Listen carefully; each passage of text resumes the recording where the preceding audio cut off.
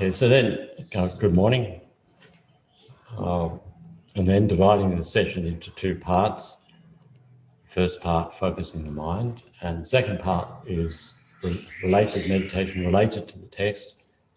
And here, looking at patience from the point of view of it protecting our positive potential or merit,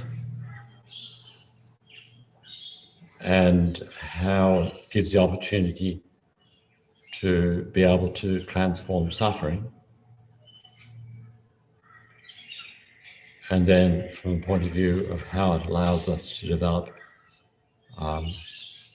delight in doing virtue or cultivating joyous effort.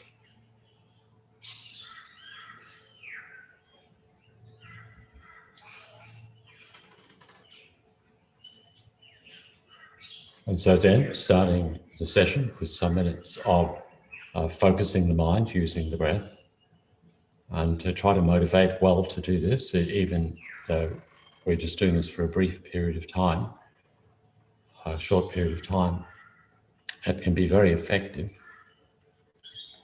So it's worthwhile to try to put effort into doing this, to be focused and not be distracted, not get drawn away by memories and plans for the future, other kind of mental phenomena, and distracting sounds, sensations in the body or whatever, just to try to apply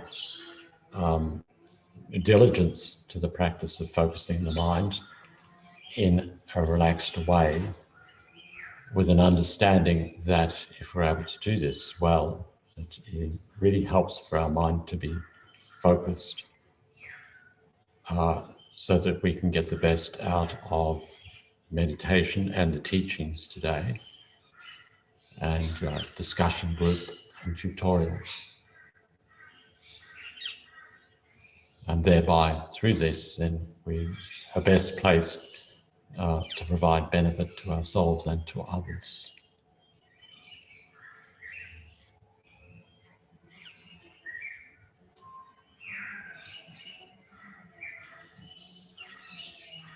So then again, whatever practice you may already have as a way of focusing the mind, then apply yourself with alertness, but in a relaxed way. And if you don't have a method, then just to observe the flow of the breath as it passes, come in through the nostrils and out, maintaining an awareness of the sensation of the air passing in and out. And with that alertness of mind that is aware of the arisal of the distractions, and just to note these, and neither allow your mind to be swept away by them or try to suppress them, just to note their arisal, not get caught up in the story. Just like countless other distractions throughout our life.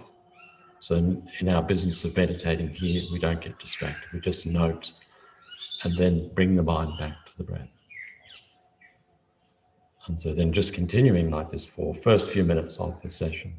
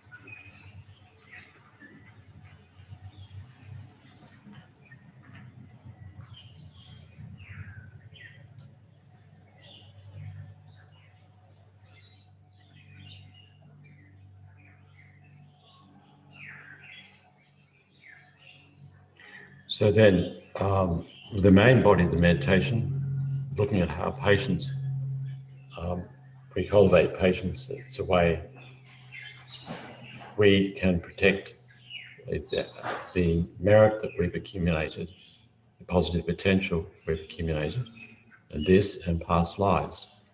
And then also looking at how it is then, through patience, working with the suffering states and being able to transform these suffering states into something beneficial, something positive. And then looking at patience also from the point of view of how, if we develop this skill of having this mind that's undisturbed in relation to the various difficulties that may arise in our life, and really sensing the inner transformation taking place, then this leads to the cultivation of joyous effort, delight in doing virtue, really delight in engaging in virtuous practice. So then firstly, how it is that through patience, it protects our virtue. So then, particularly the mind of anger is said to be the one that is most destructive in terms of potentially destroying the positive potential we've accumulated in our life. And anger being this mind which wishes to harm others.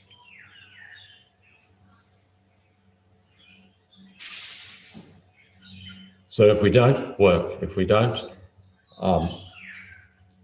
develop the skill in not retaliating and voluntarily enduring difficulty in relation to circumstances of this life and difficulty in relation to our Dharma practice, if we don't develop this skill, then when the events occur in this life, karma ripens and we experience misfortune in one form or other at the hands of others or life events. We don't have the skill. Then most likely, particularly if we have a strong mind of attachment, anger will arise.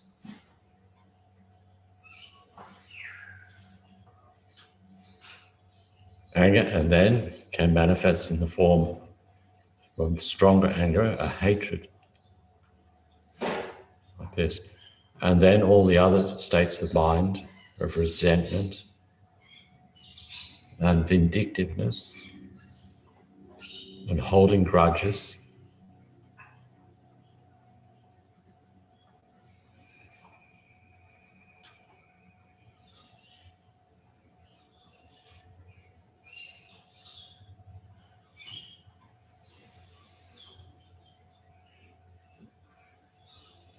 And being spiteful, jealous, so on, many things that flow out from the anger mind.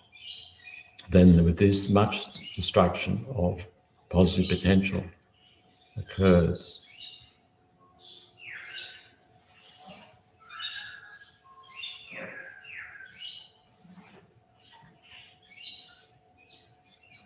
So this is referred to as an unseen. Normally for most of us, then we aren't able to see this, to observe this destruction of merit, something within our mind. But the teachings tell us very clearly, and the consistent teachings of Buddhism say this is the case. Very strong anger, resentment, destroys positive potential.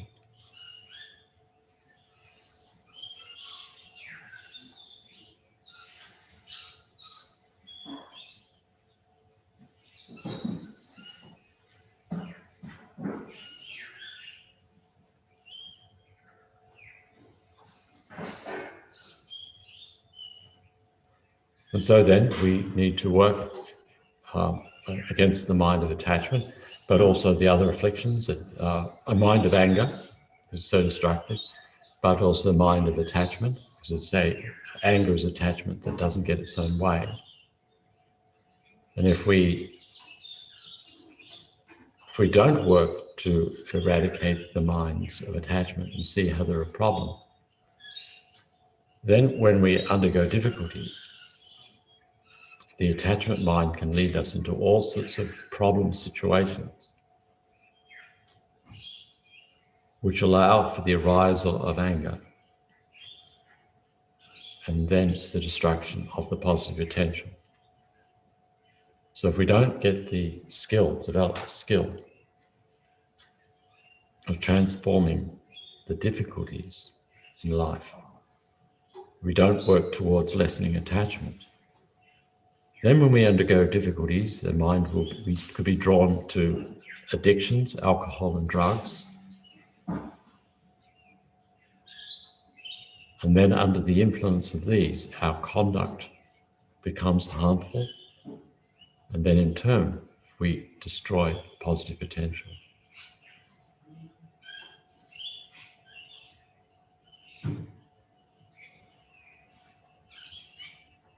So then part of our life, then very important, very clearly, our life, we should be living our life in such a way to develop this skill of having a mind that is undisturbed, remains peaceful in relation to injustice at the hands of others, harmful actions at the hands of others,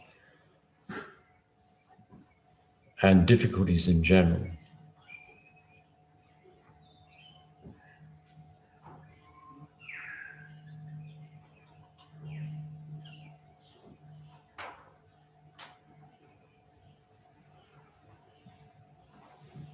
Then also patience gives us the opportunity to transform the experience of suffering into something positive.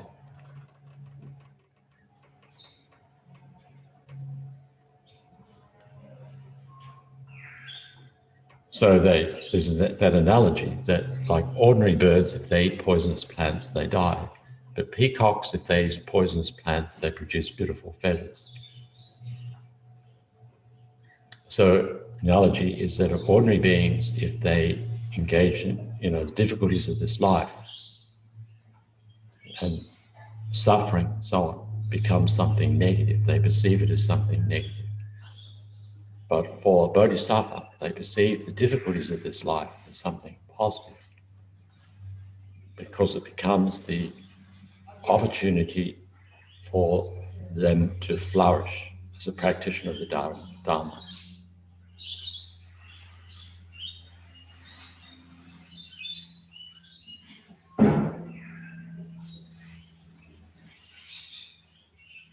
So if we do, we start to develop this skill of being patient in relation to difficulties. Remember, that's the mind that's undisturbed in relation to difficulties.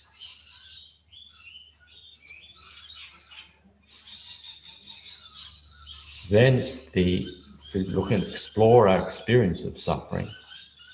Suffering is something in general that we don't want. As an ordinary person, we don't want it. So if we have this understanding, then it's a basis for developing humility, because it's very difficult to be arrogant, to feel yourself superior when these difficulties occur in one's life, especially they come one after another after another. Instead of becoming a basis for, self-loathing and hatred of other people and so on, it becomes an opportunity to develop a mind of humility, the reality of this unfortunate circumstance. But at the same time see it as a blessing, because it becomes the opportunity to become a much more humble, modest sort of person. A person who's open, whose heart opens to the Dharma.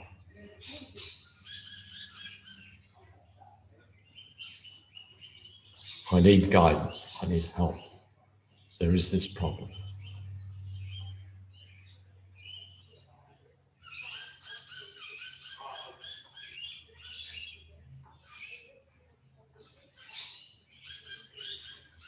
So it is with Prince Siddhartha, it was sickness, aging, death. Seeing that. And the story seems very much like the realization is that Prince has got all this power and authority and so on, but he didn't even understand that. So it brought about a mind of humility. And that became the opening for him to seek out guidance, to seek out an understanding.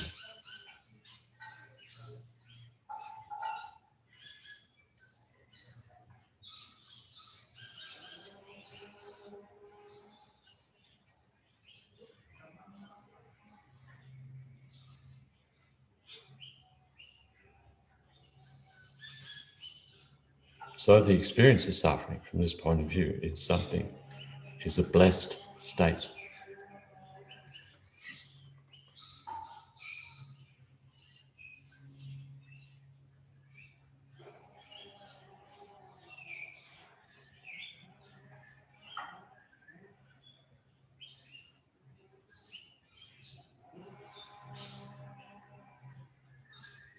And then also within that understanding, of course, if we believe in past lives and karma, it leads to the taking responsibility, accepting for responsibility for the way that we are now. Misfortune occurs due to actions we've created in the past. Personal responsibility. Stop blaming others.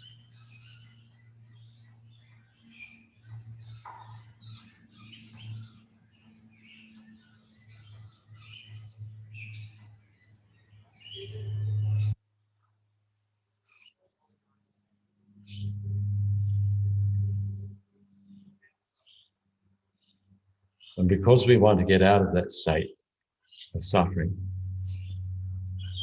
then we look to the causes for suffering and the causes for not suffering.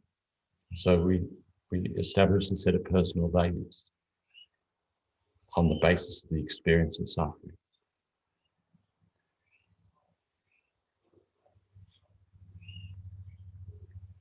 So we abandon, on the basis of experiencing suffering, we abandon non-virtue and cultivate virtue.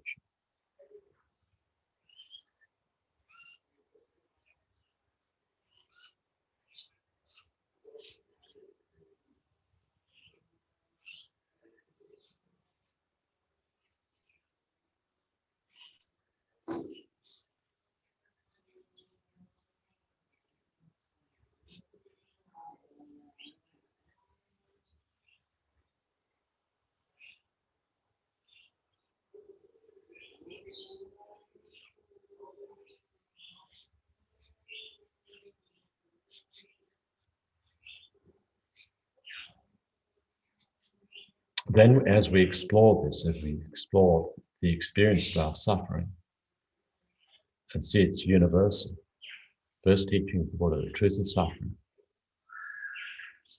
Oneself is only one, others are many. And others have been extremely kind to us in this life and in past lives. And even when they cause us harm, it's done out of ignorance.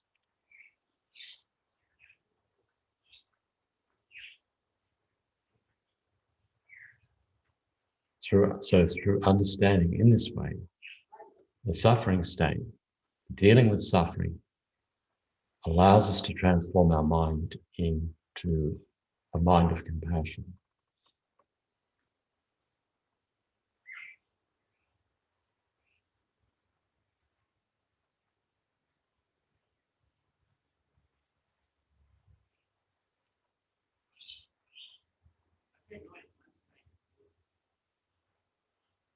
And therefore it means that through exploring suffering, it gives this life meaning.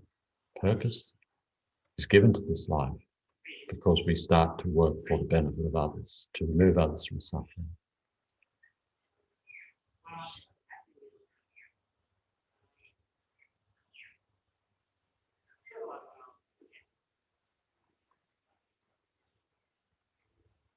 So all of this comes about through developing that skill of working with the experience of suffering.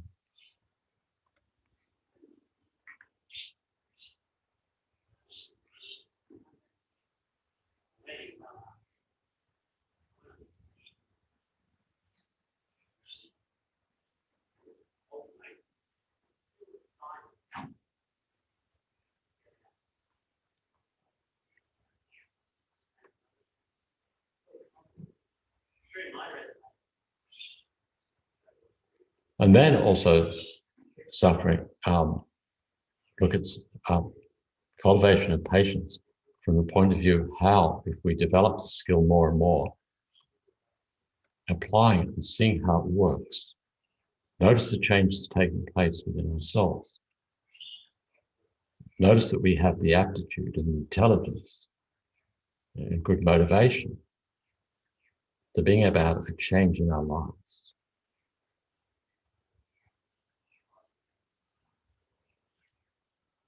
And so we're understanding that all the external things that we may accumulate, money and so on, are never going to bring any lasting happiness. That's not any way that can get lasting fulfillment or meaning.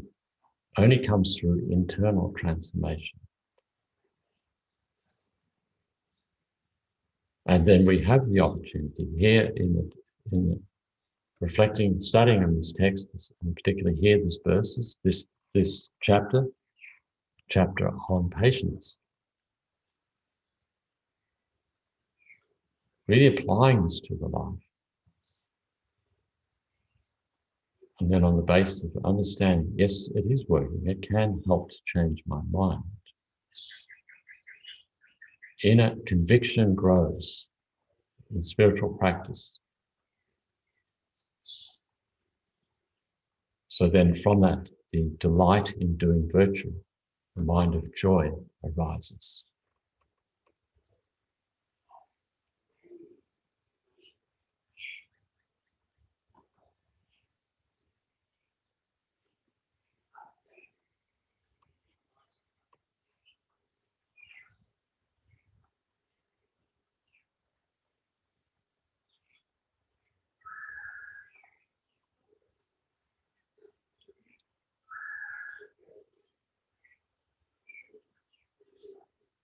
And so then, just to dedicate whatever positive results have come from meditating on patience in this way,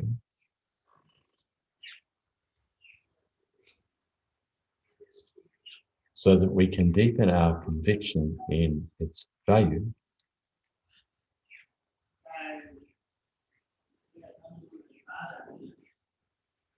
and thereby into the future live a life which is more of an expression of being a patient who is a person who is developing patience,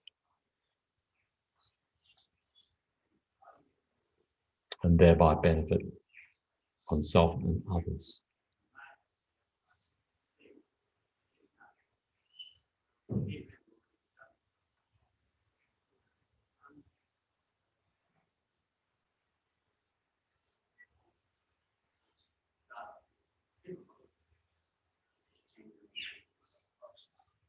Okay, so thank you.